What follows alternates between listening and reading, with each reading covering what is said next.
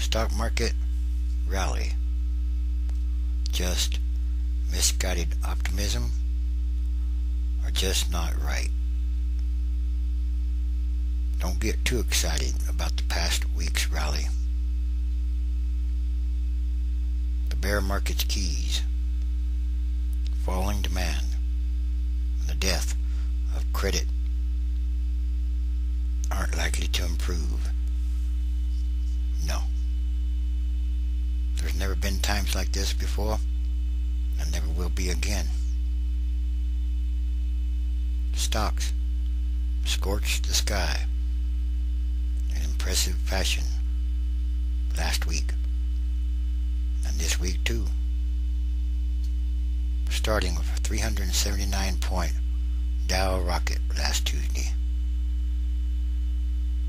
and proceeding with the sort of jubilant eat-my-short swaggle that has characterized the start of many new bull markets of the past. Bravo, well done, quite a relief. No, this is a bluff. It's a bluff, a false stock market rally.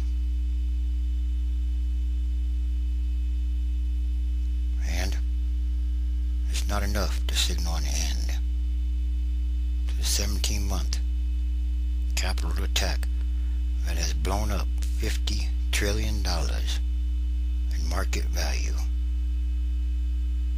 and destroyed or blistered many investors' professional reputations. Nope, not a chance. These times are different. Everything is not right. Everything that makes an abomination and a lie, and everything that can change has to. Because, yes, these are a sign of the times. It is time. It's time to get ready. The roots of the advance are very suspect. Undeniable earnings and credit disasters still lie ahead. The previous 23 times that 5% plus up days for the market have followed massive one-year declines all came in the ever-hopeful but share-bleeding Depression years of 1931 and 1932. That tells you anything. Actually, it could be worse than all that, because there's something more going on here. Much more. Anyway, the market may well rally 12% more to the February highs. Who knows exactly? But bulls shouldn't send out party invitations just yet. Expect the false rally to fizzle out by the end of this week or next, or in quite a stretch by the start of April. But it won't last too long, and the more it goes up, the worse many other things are going to be. The higher it goes, the harder the fall back down. That's the curse, number 11. And when they stand up, they're always falling backwards, not able to make it up the hill or to go forward. They can't progress at all. Yes, falling backwards, number 11.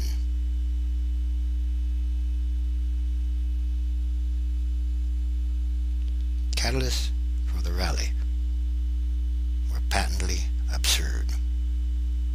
The kickoff event last Tuesday, March 10th, was an announcement by Citigroup that it had earned a profit the first 2 months of the year.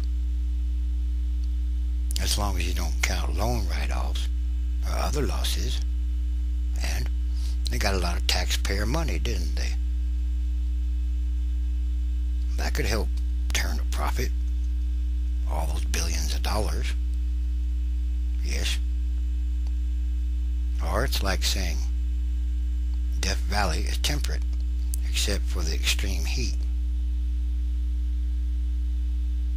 There was also word out of Congress that legislators wanted to suspend much hated mark-to-market accounting rules, but then acknowledged it's really the call of the Securities and Exchange Commission,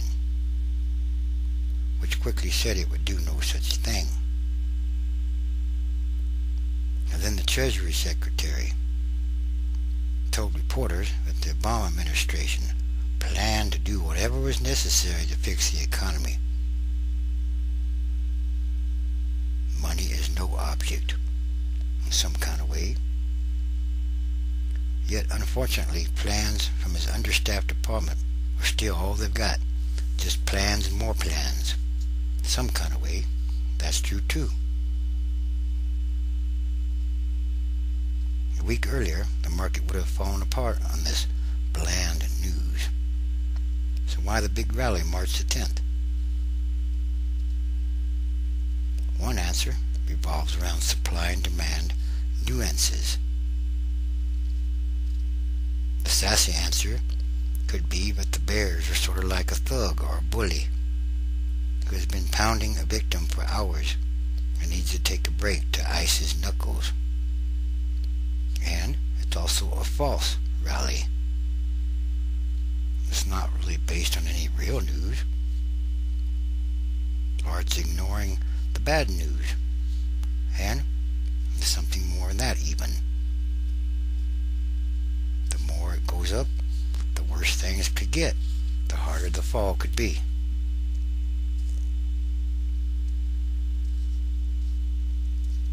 So, let's get the facts straight.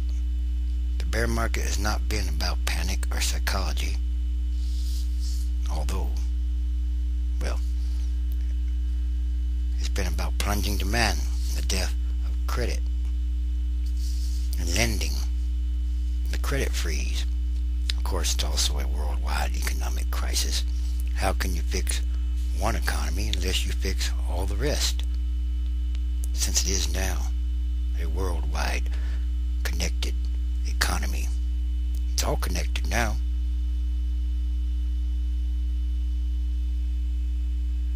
Retail sales for 2008 were off 10.4%. A deep plunge equaled in the past 60 years only by July 1951, the Korean War. In February, just 6% of respondents in Dunn's monthly survey of state officials hit their targets for sales tax collections, down from 21% in January. Said one official, "I have been doing this for 25 years, and I never thought I would see broadly and consistently declining sales tax receipts. That doesn't bode well in some kind of way. Home prices are still declining at their fastest pace ever, according to ISI Group analysis, or economists. And since those declines are coming at the same time stock prices have plunged, credit has re-tightened, and unemployment is accelerating. Yes, this is key. Unemployment is accelerating. No jobs, how can you really have an economy? Among smart, independent economists, gross domestic product growth forecasts for 2009 are going negative, down from prior expectations, and next year is looking much worse. One report shows the country likely to lose at least 4 million more jobs. Could be even more than that by the end of 2010 to reach an, here you go, 11% unemployment rate. And when they stand up They're always falling back, losing more jobs. It's a curse of the number 11. It is the 11th hour.